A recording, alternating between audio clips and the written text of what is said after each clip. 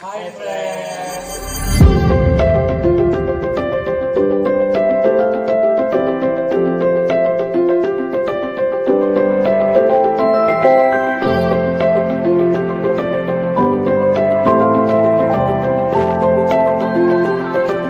Puji nama Tuhan. Puji Tuhan. Salam saudara yang dikasih Tuhan. Shalom. Teman-teman semuanya yang menyaksikan channel YouTube kami. Terima kasih ya. Teruslah saksikan dan bagikan renungan keluarga kami. Free kok. Ya, dan juga free kalau subscribe juga.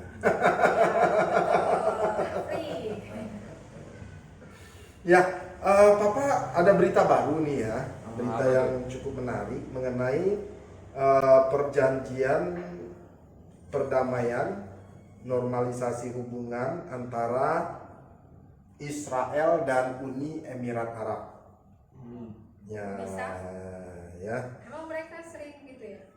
Ini perjanjian normalisasi hubungan ya, dengan Israel dan Uni Emirat Arab. Jadi ada agreement, perjanjian perdamaian ya. Nah, Papa jadi ingat sebuah ayat mengenai keturunan Ismail dalam kaitannya dengan keturunan Ismail ini kan orang Arab ya. Bagaimana kaitannya dengan Israel dan juga bagaimana kaitannya dengan gereja atau kekristenan. Matthew coba baca Kejadian pasalnya yang ke-16 ya, ayat 12 ya tentang Ismail. Kejadian 16 ayat 12. Kejadian 16 ayat 12. Seorang laki-laki yang lakunya seperti keledai liar, demikianlah nanti anak itu tangannya akan melawan tiap-tiap orang, dan tangan tiap-tiap orang akan melawan dia, dan di tempat kediamannya ia akan menentang semua saudaranya. Ya, dikatakan ini kisah tentang siapa ini? Ismail ya. Nah, dikatakan bahwa Ismail itu lakunya seperti keledai liar. Dalam bahasa Ibraninya, bahasa aslinya pere namanya. Pere, keledai liar. Tetapi ada terjemahan lain yang menurut Papa lebih tepat, yaitu keledai hutan. Nah, Papa mau tanya ke Matthew, karena Matthew yang baca ayatnya. Matt, kalau kamu mendengar kata keledai liar dengan keledai hutan, mana yang kamu rasa sifatnya negatif dan mana yang netral? Kalau yang negatif sih menurut aku yang liar. Keledai liar. Liar negatif ya. Tapi kalau dengar kata keledai hutan, tidak ada nuansa pikiran negatif. Nah, ya. Nah, Ismail dikatakan bahwa lakunya seperti keledai liar, pere. Ya. Kalau disebutkan kata keledai liar, maka asumsinya adalah perilakunya negatif. Iya. Ya, asumsinya. Tapi benarkah begitu? Tunggu dulu. Karena ada terjemahan lain yang menyebutkan bahwa kata pere itu adalah keledai hutan. Ya. Apa bedanya? Kalau orang bilang keledai liar pasti asumsinya negatif. Tapi kalau bilang keledai hutan, maka yang dalam pikiran kita adalah orangnya bersifat maunya bebas, mandiri. Iya. Ya. Lalu berjuang. Ya. Lalu menaklukkan sesuatu, ya, jadi bebas, mandiri, berjuang, menaklukkan sesuatu. Nah, ketika pendengar pertama mendengar kata pere, keledai hutan, ya, dalam tradisi Yahudi juga, maka tidak ada asumsi dalam pikiran mereka itu sesuatu perilaku yang negatif, enggak. Malah menurut tradisi Yahudi, mereka sangat respect dengan orang yang punya perilaku mandiri, berjuang, menaklukkan sesuatu. Maka menurut tradisi Yahudi itu pribadi yang perlu diacungkan jempol, dihargai, dihormati. Ya kan? Nah, jadi menurut Papa lebih suka dengan apa yang dipahami orang pendengar waktu mula-mula. Keledai hutan. Yaitu Ismail itu memiliki kepribadian yang mau bebas, maunya merdeka, maunya mandiri, maunya berjuang, maunya menaklukkan sesuatu. Ya kan? Bukan yang bersifat negatif. Karena pendengar pertama kalau mendengar kata pere atau keledai hutan, maka tradisi mengatakan itu sikap yang dihormati, yang dihargai. Ya, perilaku yang seperti itu, mandiri, berjuang, ya, menaklukkan sesuatu, itu adalah perilaku yang orang respect. Ya, oke. Tapi banyak orang Ya, di kalangan, banyak orang udah salah persepsi ya. ya karena kata liar itu. Iya. Ya, karena kata liar itu Seperti- makanya yang ya. Papa tanya ke Matthew. Langsung dalam pikirannya sesuatu perilaku yang Nggak nggak bagus, gitu kan. Ya. Tapi kalau pendengar pertama mendengar kata pere, keledai hutan, mereka sangat respect dengan perilaku yang berjuang, merdeka, mandiri, dan menakluk.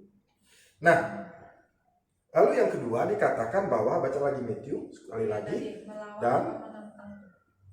baca lagi ayat 12, Tangannya 16 ayat 12 tadi, baca lagi dari awal. seorang Seorang laki-laki yang lakunya seperti keledai liar, demikianlah nanti anak itu tangannya akan melawan tiap-tiap orang, dan tangan tiap-tiap orang akan melawan dia, dan di tempat kediaman ia akan menantang semua saudaranya. Dan dikatakan dia, Ismail, yang memiliki perilaku seperti keledai hutan, ya, berjuang, ya, fighter, ya, penakluk, ya, itu dikatakan dia akan menentang saudara-saudaranya. itu siapa maksudnya? Nah, apakah saudara-saudaranya ini adalah bangsa Israel? Iya, seperti begitu kan?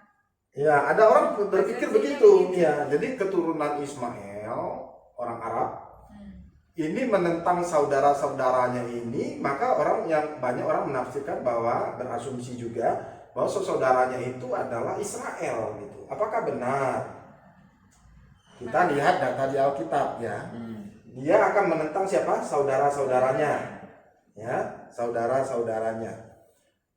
Nah, Ishak dan Ismail betul anak dari Abraham. Ya. Ya, mereka bersaudara beda ibu. Tetapi kalau dikatakan bahwa saudara-saudaranya itu adalah Israel, Israel itu siapa? Yakub. Yakub ya. Ya. Yakub tuh Ishak anaknya Ishak. malah punya anak Yakub dan Esau, ya. Yang terkenal, ya, Yakub dan Esau, dan Yakub ini adalah Israel. Ya. Ya. Yakub ini adalah Israel. Nah, kalau dikatakan bahwa Ismail akan menentang saudara-saudaranya, kalau dikaitkan saudara-saudaranya ini adalah bangsa Israel, Yakub, nggak cocok. Kenapa? Ini paman, ini keponakan. Iya. Ya dong? Iya. Bener nggak? Hubungan paman dan keponakan, bukan saudara. Paham? Ya. Jadi bukan saudara. Alkitab bilang menentang saudaranya. Jadi bukan hubungan saudara antara Ismail dengan Yakub atau Israel, tetapi hubungan paman dan keponakan. Ya, oke, catat ya. Nah, lalu yang kedua juga, coba Mama baca Kejadian pasal 25 ayat 9. Atau Timi deh, Kejadian 25 ayat 9. Kejadian 25 ayat 9. Ya, ini kalau tadi kan Ismail dengan Israel nggak cocok tafsirannya, karena paman sama keponakan. Ya. Lalu saudaranya ini siapa? Saudaranya ini siapa? Coba Timi baca Kejadian 25 ayat 9. Dan anak-anaknya Ishak dan Ismail menguburkan dia dalam gua Makpela di padang Efron bin Zohar, orang Het itu, padang yang letaknya di sebelah timur Mamre. Oke, ini yang meninggal Abraham. Ya. Ya, yang nguburin siapa? Ismail dan Ishak. Ishak dan Ismail. Ismail dan Ishak. Hmm. Ya. Nah, kalau sekali lagi pembaca awal, ya, penerima awal, pendengar awal kalau mendengar kata di mana ada orang tuanya meninggal, lalu saudaranya, anak-anaknya bersaudara Ismail dan Ishak. Ishak menguburkan papanya, berarti itu sebuah hubungan yang harmonis. Ya, hubungannya baik. Hubungannya baik. Ya, hubungannya baik. Meskipun mereka pernah mengalami diusir dari rumah, tetapi hubungan persaudaranya tetap baik. Buktinya apa? Waktu papanya meninggal, Ismail dan Ishak menguburkan ayahnya. Nah, waktu orang pendengar pertama, audien pertama mendengar kata di mana anak bersaudara, ya, saling bersaudara adik kakak, itu menguburkan papanya, itu hubungannya harmonis. Nah, berarti kalau diterapkan tadi kepada Israel nggak cocok karena paman dan keponakan. Ya, jauh ya gitu. Tapi juga kalau bersaudara antara Ishak dan Ismail, buktinya mereka akur-akur. Ya. Jadi siapa dong? Nah, banyak orang, kemungkinan besar ini adalah saudara-saudara dalam kuatnya Ismail sendiri. Oh, saudaranya Ishak. Jadi dari jalurnya Ismail sendiri, ya, ada penafsir yang berkata begitu. Tetapi tidak bicara mengenai mereka menentang Israel, bukan, karena paman ponakan, bukan saudara. Oke? Nah, tapi ada juga orang yang mengkaitkan begini. Ismail itu adalah orang Arab. Ya, secara geografi memang benar. Jadi dikatakan oleh firman Tuhan bahwa Ismail itu menetap, ya, tinggal di Assyria, yaitu adalah sebelah timurnya Mesir. Ya, Assyria sebelah timurnya Mesir. Kalau kita lihat secara geografi, betul itu tanah Arab. Ya, jadi keturunan Ismail memang benar tinggal dan menetap di tanah Arab. Jadi betul bahwa orang Arab adalah keturunan Ismail. Nah, banyak orang yang mengkaitkan bahwa keturunan Ismail ini ada yang ditentangnya itu kalau dengan Israel Batak gagal, ya, karena hubungannya bukan saudara tapi ponakan sama paman. Nah, kalau dikaitkannya dengan gereja Tuhan, kekristenan, ya, orang keturunan Ismail apakah fight dengan kekristenan? Ya kan seringnya gitu. Seringnya gimana? Harus pakai Pandangannya kan seperti itu. pandangan Seperti orang. Iya, seperti ada. Nah, kita menjawabnya secara Alkitab, ya. Hmm. Ya, kita menjawabnya secara Alkitabiah. Nah, Mama baca Kisah Para Rasul 2. 2 ayat. Ayatnya coba tadi, ya. Itu yang waktu hari Pentakosta, di mana ada bangsa Arab juga hadir di sana. Iya. Ya, coba Mama Dari baca ayat- Kisah 2 pasal 2 ayat Ayat berapa? 7 ya. Coba baca ayat 7, ya. Ya. Mereka semua tercengang-cengang dan heran lalu berkata, bukankah mereka semua yang berkata-kata itu orang Galilea? Bagaimana mungkin kita masing-masing mendengar mereka berkata-kata dalam bahasa kita sendiri, yaitu bahasa yang kita pakai di negeri asal kita? Kita orang Partia, Media, Elam, penduduk Mesopotamia, Yudea, dan Kapadokia, Pontus dan Asia, Frigia dan Pamfilia, Mesir dan daerah-daerah Libya yang berdekatan dengan Kirene, pendatang-pendatang dari Roma, baik orang Yahudi maupun penganut agama Yahudi, orang Kreta dan orang Arab. Ada, ya? Kita menulis, ya, orang Arab. Jadi ketika peristiwa Pentakosta terjadi pencurahan Roh Kudus, maka para rasul dipenuhi oleh Roh, lalu berbicara dalam bahasa bangsa-bangsa. Ya. Dan di hari itu banyak bangsa-bangsa datang ke Yerusalem, termasuk orang-orang Arab. Nah, ketika para rasul ini dipenuhi dengan Roh Kudus, maka mereka berbahasa bahasa Arab, ya, sehingga orang-orang Arab memahami apa yang mereka ucapkan. Setelah itu tampillah siapa yang khotbah, KKR. Petrus, ya. Petrus ini memang orangnya luar biasa. Dia terus tampil, lalu berkhotbah. Berapa ribu orang yang bertobat? 3.000 orang yang hadir waktu itu dari berbagai bangsa, lalu mendengarkan tentang Injil, lalu 3.000 orang ini bertobat, termasuk orang Arab. Oke? Paham? Jadi, dari dulu orang Arab sudah ada yang Kristen. Oke? Dari dulu orang Arab sudah ada yang Kristen. Jadi kalau ada yang mengkaitkan bahwa keturunan Ismail, orang bangsa Arab, itu fight kekristenan, data di Alkitab tidak begitu. Karena orang-orang Arab datang kepada Yesus, percaya kepada Tuhan Yesus, ya, dan mereka ada kelompok-kelompok jemaah dan gereja-gereja yang ada di Arab. Oke. Nah, coba kita baca lagi Galatia pasal 1 ayatnya apa lupa dia. Tiba-tiba muncul Galatia pasal 1 mengenai Paulus, ya. Paulus ketika dia bertobat, Galatia pasal 1 ayatnya yang keberapa itu ya? Sebentar dikatakan, Mama kalau ketemu ya. 17. Coba tim ayat 17. Galatia pasal 1 ayat 17. Juga aku tidak pergi ke Yerusalem mendapatkan mereka yang telah menjadi rasul sebelum aku. Sebentar dulu.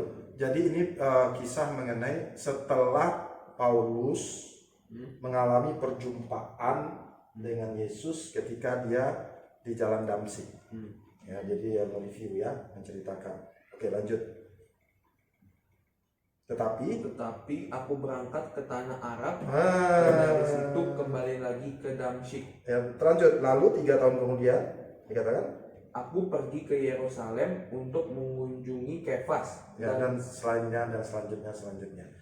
Jadi ketika Paulus mengalami perjumpaan dengan Tuhan Yesus, dia nggak pergi ke para rasul untuk dimuridkan, ya. Ayat bilang begitu ya. Aku tidak pergi ke para rasul, tapi dia pergi ke mana? Arab. Ada komunitas Kristen tidak di Arab? Ada. Kisah pasal 2. Ada komunitas Kristen, ada kelompok-kelompok orang percaya di tanah Arab. Lalu ketika Paulus mengalami perjumpaan dengan Tuhan, dia tidak mengunjungi para rasul, tapi malah dia pergi ke tanah Arab, ke kelompok-kelompok jemaat Kristen yang ada di tanah Arab. Jadi kalau ada orang yang ngomong mempropaganda bahwa keturunan Ismail atau orang Arab itu fight atau menentang orang kekristenan, dari dulu nggak begitu. Ya. Dari dulu nggak begitu. Mama harus ada data, ya, jangan harus ada data. Jadi menurut Alkitab dari dulu, ya, orang di tanah Arab sudah datang percaya kepada Tuhan Yesus, sudah ada komunitas-komunitas orang Kristen, ya, lalu didukung lagi ketika Paulus bertobat, dia malah mengunjungi jemaat-jemaat di tanah Arab. Ya, ini luar biasa sekali ya, jemaat di tanah Arab spesial bagi Paulus ini. Ya, dia datang ke sana, malah dia tidak pergi ke para rasul. Ya. Oke, jadi ayat tadi yang berkata tentang keturunan Ismail itu menentang saudara-saudaranya, tidak berbicara tentang menentang Israel. Ya, tidak bicara tentang itu. Ya. Karena data di Alkitab tidak bilang begitu.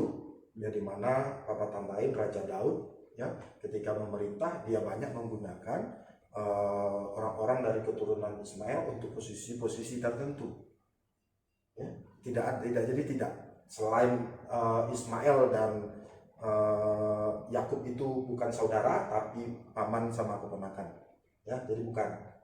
Dan juga bagaimana akrabnya Ismail dan Ishak ketika Abraham meninggal, mereka menguburkan. Jadi banyak orang penafsir Alkitab juga mengatakan bahwa itu bicara tentang konflik internal di dalam persaudaraan di keturunan Ismail sendiri. Ya. Lalu ada juga orang yang mengkaitkannya bahwa dia akan menentang kekristenan. Nah, data di Alkitab tidak bilang begitu. Ya, dari dulu orang Arab sudah ada percaya pada Yesus, sudah ada komunitas-komunitas di Arab, ya, dan bukti sejarah juga menyatakan demikian. Bahkan ada kerajaan yang juga dulu di Jazirah Arab yang adalah kerajaan kekristenan, ya. Data itu terlalu banyak untuk dibantah. Jadi kalau ada yang mengkaitkannya sekarang dengan kekristenan, itu dulunya tidak begitu, ya, tidak begitu. Jadi kita menganulir data Alkitab, menganulir bahwa keturunan Ismail itu tidak menentang Israel karena bukan hubungan saudara, tapi paman dan keponakan, tapi juga tidak menentang dalam arti kata menentang kekristenan karena dari dulunya tidak begitu. Oke, saudara, diskusi ini luar biasa. Dan kiranya diskusi renungan keluarga kami boleh memberkati saudara, ya. Silakan bagikan dengan gratis kepada orang-orang lain. Saudara silakan share video kami, dan itu gratis, ya. Dan jangan lupa juga subscribe, itu juga gratis. Puji nama Tuhan, Tuhan Yesus memberkati. Bye bye.